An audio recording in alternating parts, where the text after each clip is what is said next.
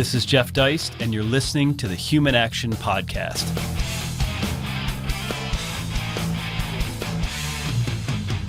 Ladies and gentlemen, welcome back once again to the Human Action Podcast, the show where we are not afraid of books and dense conceptual stuff. And I'm very pleased this morning to welcome Daniel McCarthy to the show. Daniel is probably a name some of you know. He was a longtime editor over at the American Conservative. He is currently the editor of Modern Age, which of course is put out by the venerable Intercollegiate Studies Institute. His work has appeared in all kinds of outlets, New York Times, Reason, etc. He's also at Fund for American Studies, where he runs the Bob Novak program, which I think is very interesting because I personally have read Novak's memoirs and find him a very fascinating character and had the opportunity to meet him once when I was in Washington, D.C. And the reason I wanted to invite Dan on the show, among other reasons, is that last week, of course, we covered The Enduring Tension, which is the new book by Donald Devine, who's also at Fund for American Studies. And, that conversation was all about this notion that there needs to be something more in society than simply market and state, that there is a void or a gap there. And I think that conversation, as it goes into fusionism, libertarianism, conservatism, it is an important one to have. And I think Dan is perfectly positioned at the intersection of all these things. And here's a little tidbit I'm going to open with, Dan. Some of our listeners may not know that you were actually involved with the Ron Paul 2008 campaign. Not only was I involved with the Ron Paul 2008 campaign, where I was the internet communications coordinator, which meant the more or less official blogger for a few months on the campaign, but also I was a graduate fellow at the Mises Institute back in 2003 as well. Indeed you were. Now, what do you think is the legacy of Dr. Paul's campaigns today? Well, it's hard to say. Obviously, Dr. Paul is still out there and, is continuing to critique the Federal Reserve and, the direction of our foreign policy and so much else. I think he's continued to inspire a generation of young people. And, you have this sort of feeling among Beltway libertarians that the Ron Paul movement evolved directly into the Donald Trump movement, and that, the Donald Trump movement then became something that, is anti-libertarian to the core. And I think that's kind of mistaken. It seems to me that, there are a lot of young Ron Paul activists who continue to, be libertarian and don't think of themselves as Trump supporters. But then there are others who indeed did become supporters of Donald Trump, but who didn't abandon libertarianism by doing so, and who in fact saw Trump as being by far the more libertarian choice and having more libertarian consequences for the country than figures like, certainly the Bush dynasty or the Clinton dynasty or Joe Biden and Kamala Harris for that matter.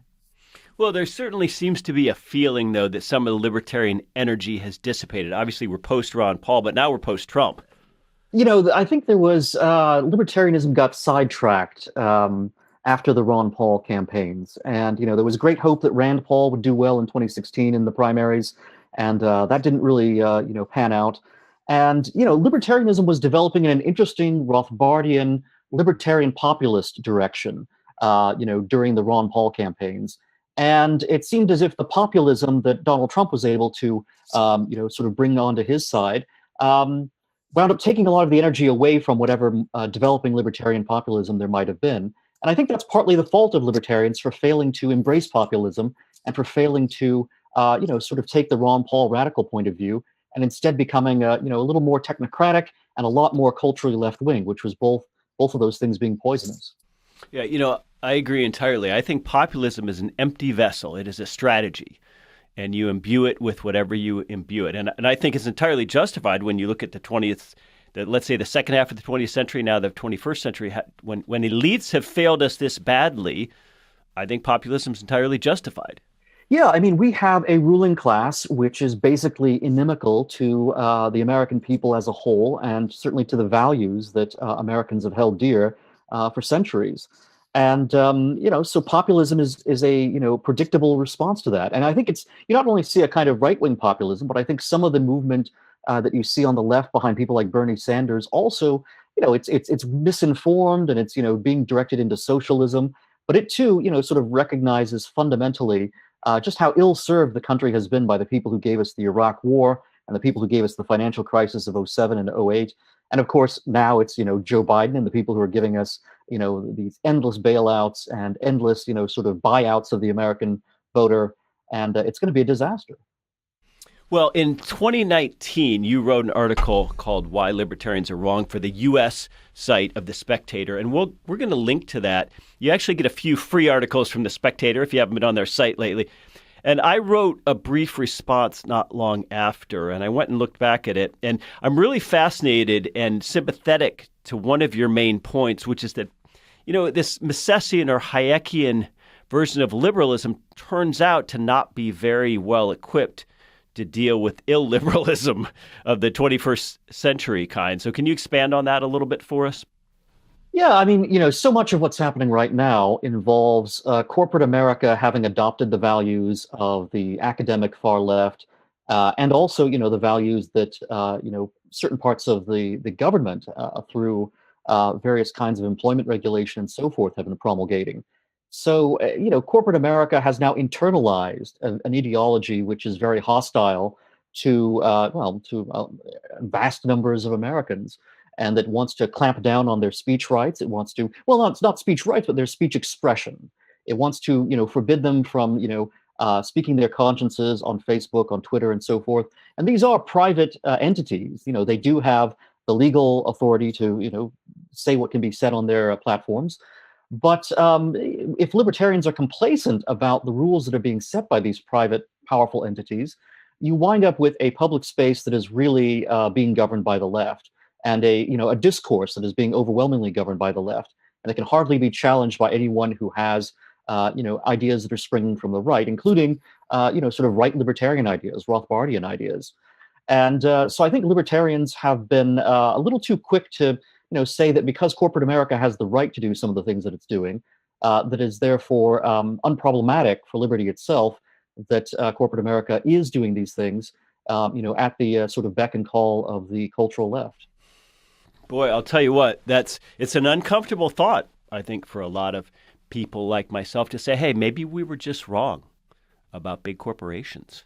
That's not an easy thing. Now, when we talk about, call it the deep state, call it the administrative overclass, call it what you will, it's interesting because I know you're very well versed in James Burnham, who is getting his due today. But what's interesting about Burnham is he spoke about this in the private sector, not just the government side. That's right. Burnham was, influenced by Karl Marx, but he saw that Marxism was, analytically a disaster, and that, of course, the Soviet Union itself was a totalitarian hellhole.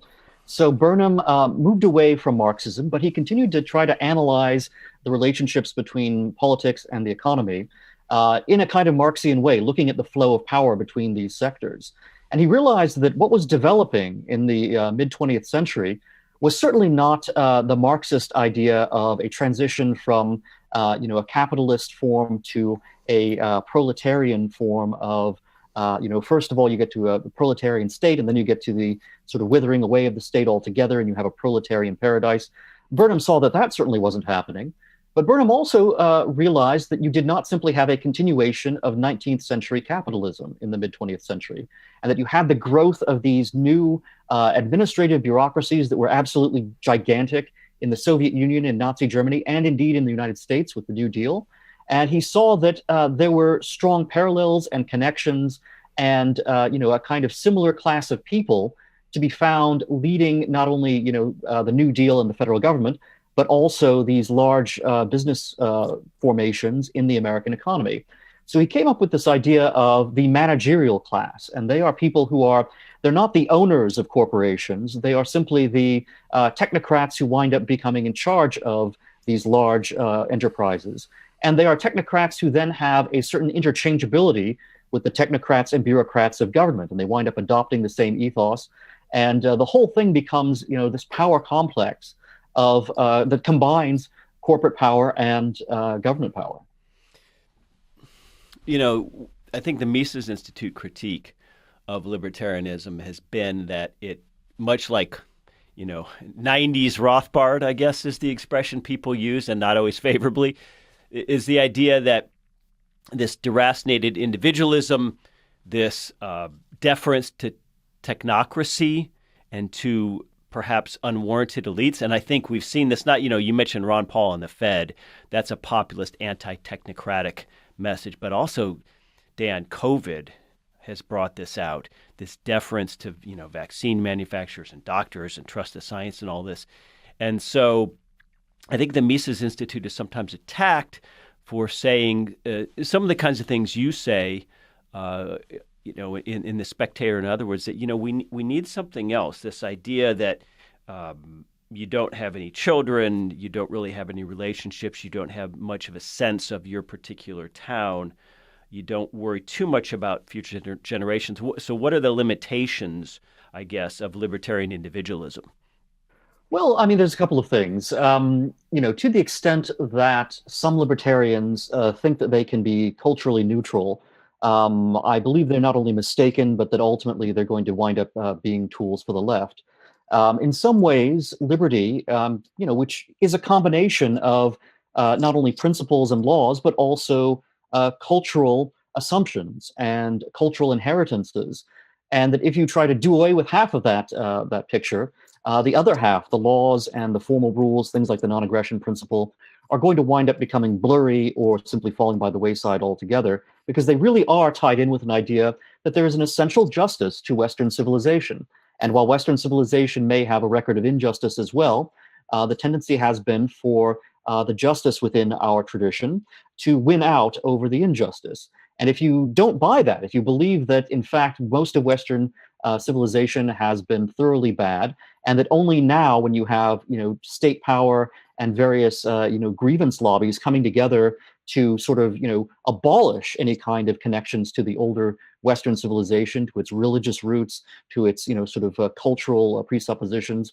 If you think that America has only become a good country recently, if you think that Western civilization has only become more good as it has become sort of more anti-Western and has started to sort of try to abolish itself, then it seems to me that you are undercutting the very foundations morally and emotionally and aesthetically on which even the most formal kinds of liberty, in terms of our laws, in terms of our ethical principles, all of that sort of goes by the wayside, along with the historical foundations and the philosophical inherited foundations that it was all built upon. And beyond that, I mean, libertarianism, when it goes to a kind of individualism predicated on a sort of sheer utilitarian or hedonistic view of human nature, while it can offer important critiques of statism, and it can offer important defenses of the way in which the market works by coordinating the different subjective preferences that people have, if you take that as being your complete understanding of humanity and human nature, if you become basically a utilitarian and a hedonist, and I mean hedonist in the philosophical and somewhat morally neutral sense, I'm not just being condemnatory about that, but if that's all you believe in, is this kind of utilitarian calculus of pleasure, you wind up again having no foundation for any kind of stronger commitment to even libertarian ideals, even to ideals of liberty, let alone to ideals about the human good and about the flourishing of people in connection with one another in communities and in families, and indeed in political communities as well. And I think that's something where a number of libertarians, including both Hayekian libertarians and even some Misesians, they go wrong. They have some philosophical premises which tend to lead to a kind of cultural breakdown, sometimes as a result of indifference, sometimes as a result of leftward drift. But regardless of which of those paths it takes, it can be quite dangerous. And you really do need to affirm, as Rothbard did, some sort of higher understanding of human nature. Rothbard, of course, was very interested in natural law and natural rights. And it seems to me that there's a tremendous need right now for intellectuals on the right, wherever they're coming from, to start to rediscover the older understandings of human nature and the idea of reason not simply as instrumental, but as something showing us the higher part of our nature. Well, it's also difficult to sever individualism from the rise of Western Christendom. Yeah, I agree. And I know you had my colleague and friend Don Devine on the program. And, Don draws upon, for example, Eric Vogelin in showing that, Christianity and the the alteration in human history that was made by Christ's coming as the Messiah really has profound political implications, including the idea that the state should no longer be a basically holy entity as it was, in pre-Christian classical times, where the state and the individual and religion were all had a tendency to fuse. And the idea that you could have, a connection to God that was not also a connection that was political was, somewhat contrary to the ethos of the city-state and to the ethos, indeed, of most, Middle Eastern empires and traditions and so forth. So Christianity, by creating this connection between human beings and the church, human beings and God directly, really revolutionized politics necessarily. And some of that revolution has taken forms that are indeed individualistic. And Christianity is not about the salvation of particular cities or particular sort of collectives of political units. So when we talk about Christian individualism, however, I think it's necessary to keep in mind those very different foundations as opposed to foundations that are sort of purely on the more hedonistic and utilitarian side of things, which says that human beings are nothing more than just pleasure maximizing units. Because if you take that lower view of humanity, you wind up with really no solid foundation for a civilization of liberty or a civilization of good order. Well, it's interesting to consider that the critique you're laying out here is shared by people across the political spectrum, including folks on the left who use the slur, I guess, neoliberalism, which is a vague term, but nonetheless against this sort of Hayekian market uber alles. And there's also people like Patrick Deneen and Yoram Hazony writing about the perceived failures of liberalism. So, and not to mention the Bernie Sanders type. So this is a very interesting time from that perspective. Yeah, and I think people sometimes get the wrong idea both of Patrick Deneen and of Yoram Hazony. So, I consider both of them friends. I think both of them have written profound books. And I thought David Gordon's review for the Mises Institute of Patrick Deneen's book in particular really kind of accurately got at some dimensions of the book that tend to be overlooked. So while Patrick Deneen is certainly, a critic of capitalism, and he sees capitalism and liberalism as being inherently combined with a kind of moral relativism. Deneen also, in fact, talks about the way in which the modern state is an instigator of and a promoter of the kind of, sort of consumerist, very shallow mentality and ethical outlook that people think of as being Deneen's critique of capitalism.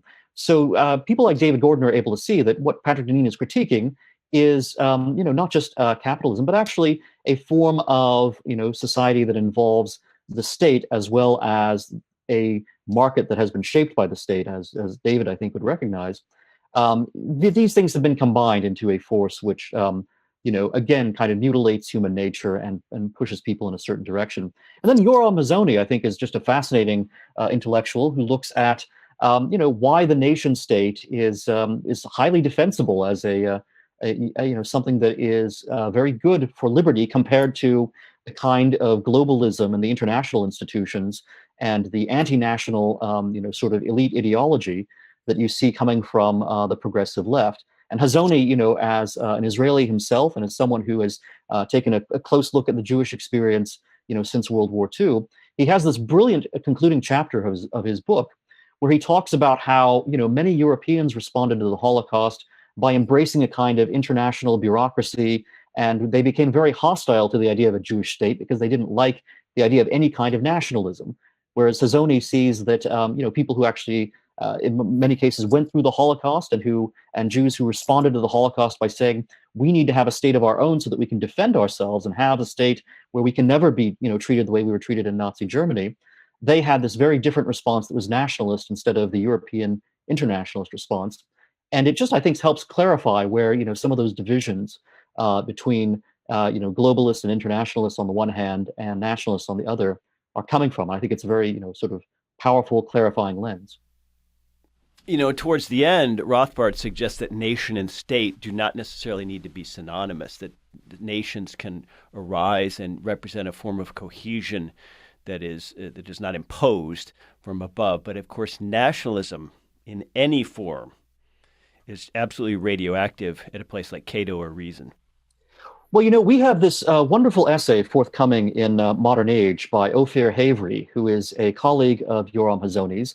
And Havery has written a lot about John Selden and certain other English thinkers. And Havery, like Rothbard, makes precisely that argument. He, in fact, says that the biblical roots of nationalism are distinctly separate from statism and from the state.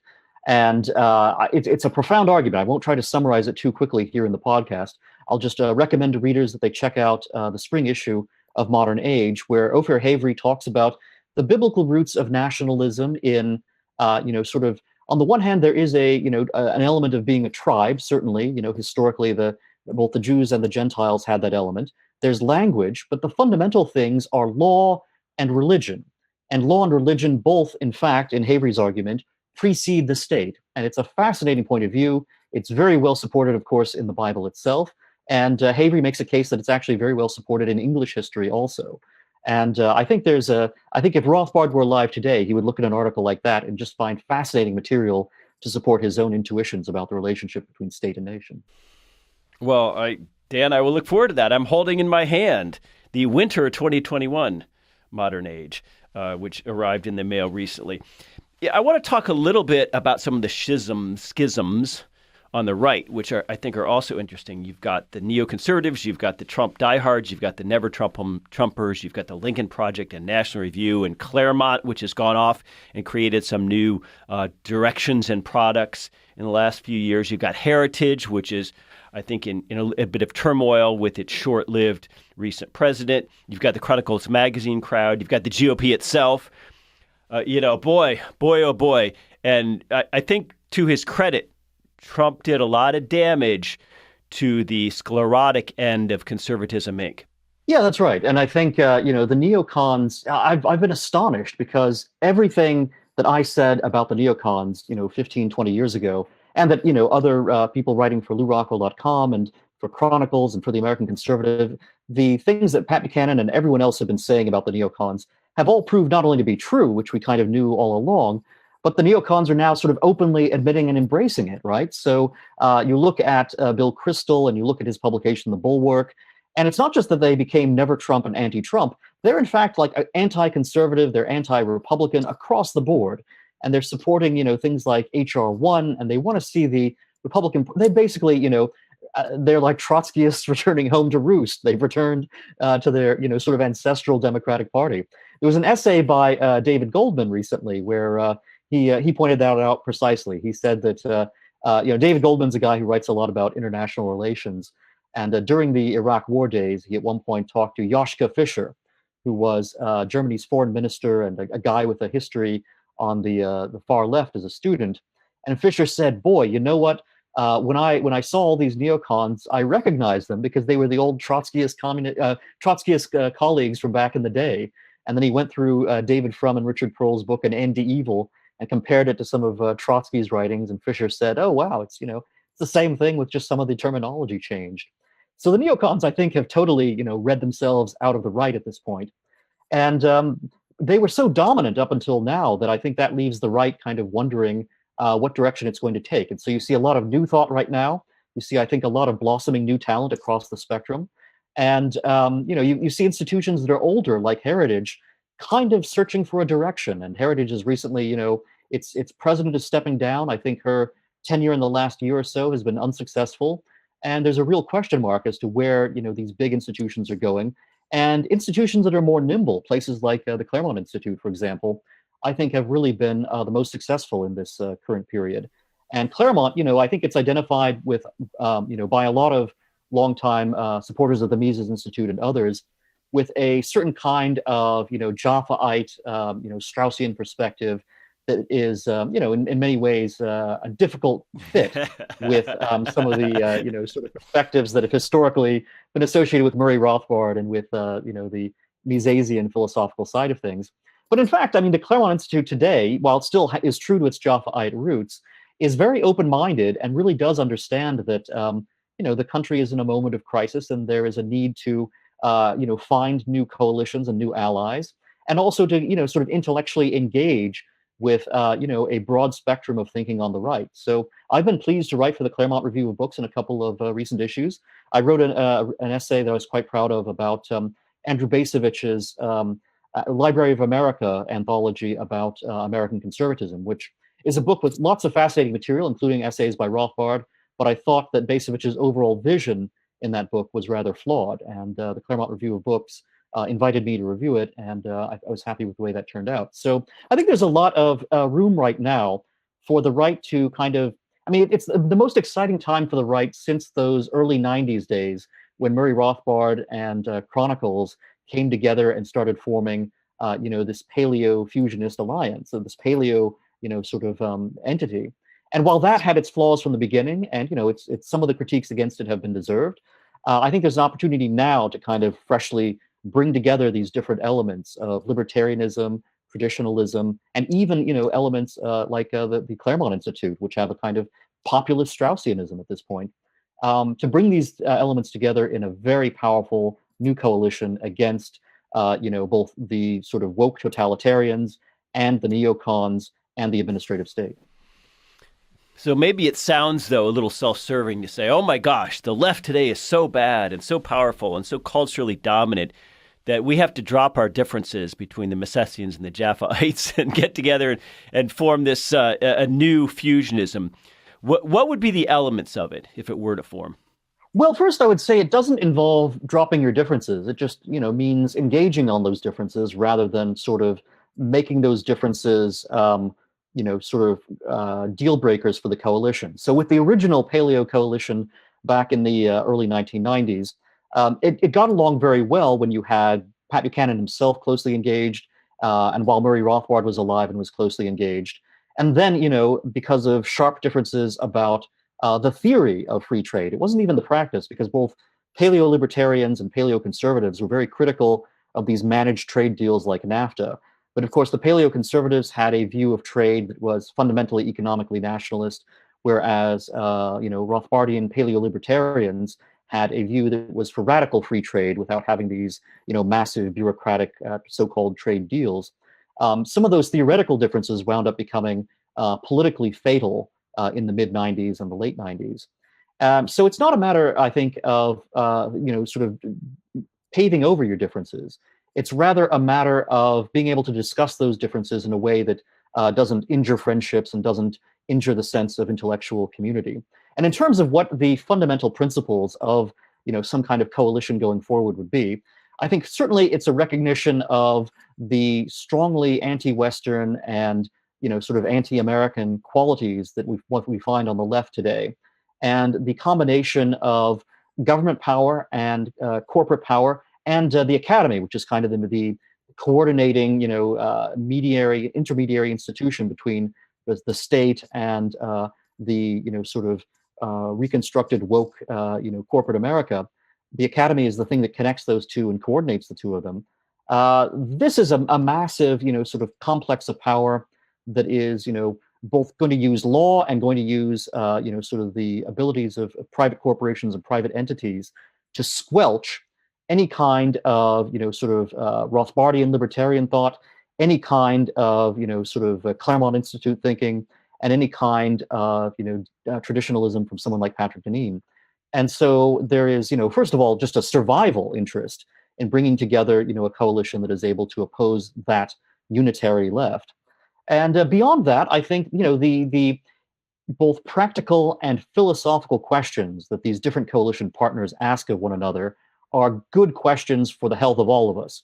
So libertarians, I think, and the Mises Institute can ask, people like Patrick Deneen, well, you've made a powerful moral critique of liberalism and of the way in which capitalism, or at least this neoliberal capitalism that exists under statism, has evolved and has affected the way people think and behave in their moral structures. But having made that critique, what kind of alternative economics can you offer? And I think a lot of traditionalists wind up drawing a blank when they get to that point. And it's because they haven't engaged with a lot of economic thought in a very deep and rigorous way, whereas, the Misesians all have done so. And then on the flip side, I think, Misesians can say, well, Mises himself was a utilitarian and was someone who really did have a kind of, an Epicurean philosophical outlook. Murray Rothbard was a natural law thinker.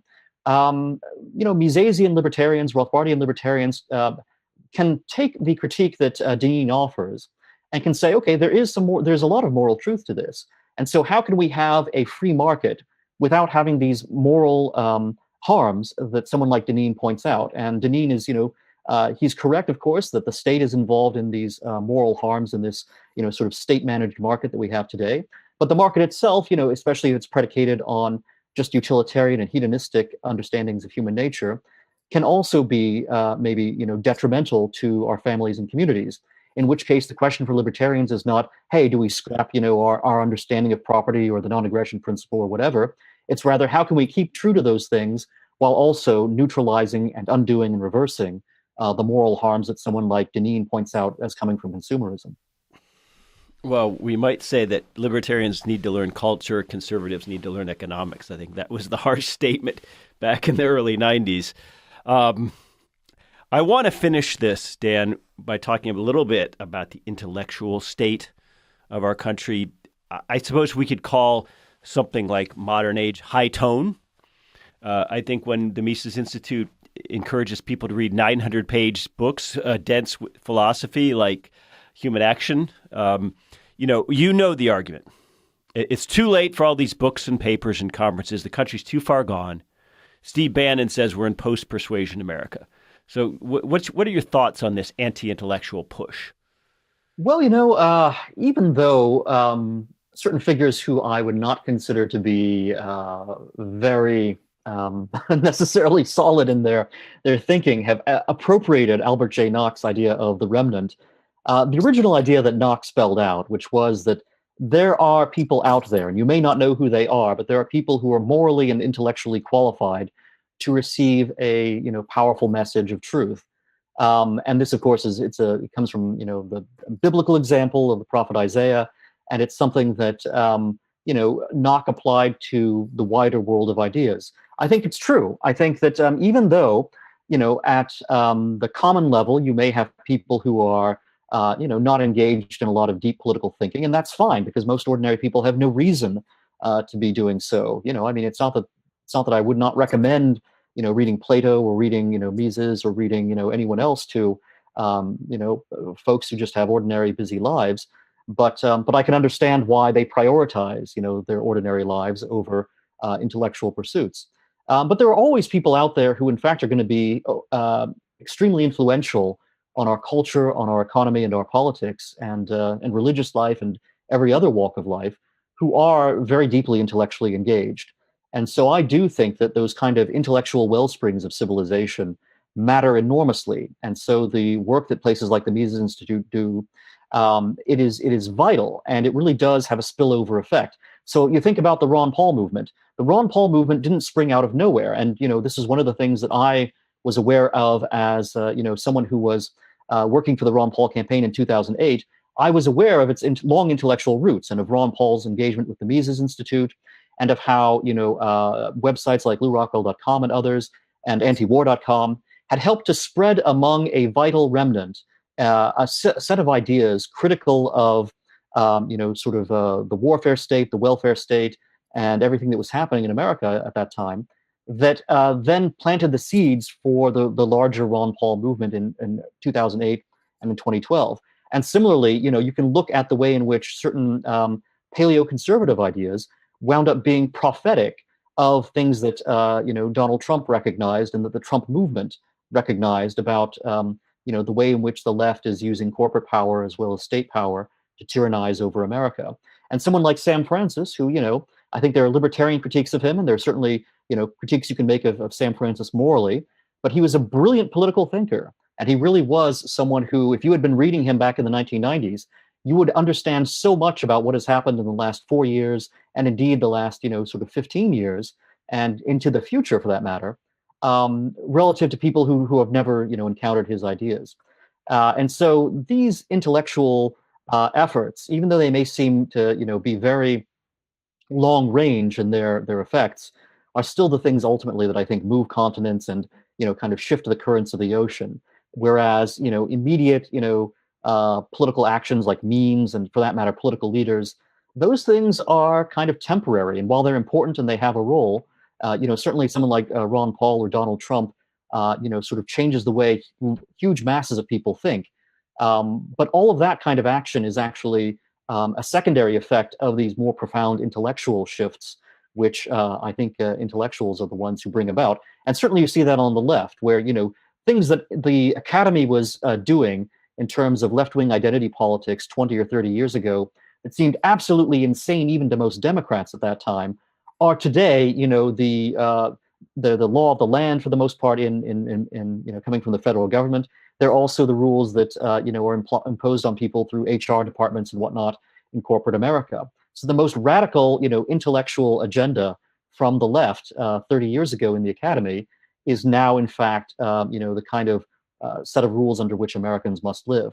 So the right has to do the same thing. The right has to be able to think very thoroughly about what it believes and where its principles lead politically, economically, and socially, and has to promulgate those ideas and then somehow translate them into the realm of politics and into the realm of society. Well, thank you for that hopeful answer, because sometimes I think we all need to be reminded a little bit that the things we do, the seeds we plant today may not bear fruit for decades, and it may even be after our lifetimes, but that's okay. And we need to do it regardless. So, Dan McCarthy, I want to thank you a million for your time this morning. I really, really enjoy your work. And I'm going to let everybody in our audience know the best way to keep up with Dan and everything he does, everything he writes, is just to follow him on Twitter. Thanks, Jeff. And he is at the delicious handle of Tory Anarchist. All one word, Tory Anarchist. I'll let you do the mental math on that one. I want to thank you again, Dan, and ladies and gentlemen, have a great weekend. The Human Action Podcast is available on iTunes, SoundCloud, Stitcher, Spotify, Google Play, and on Mises.org. Subscribe to get new episodes every week and find more content like this on Mises.org.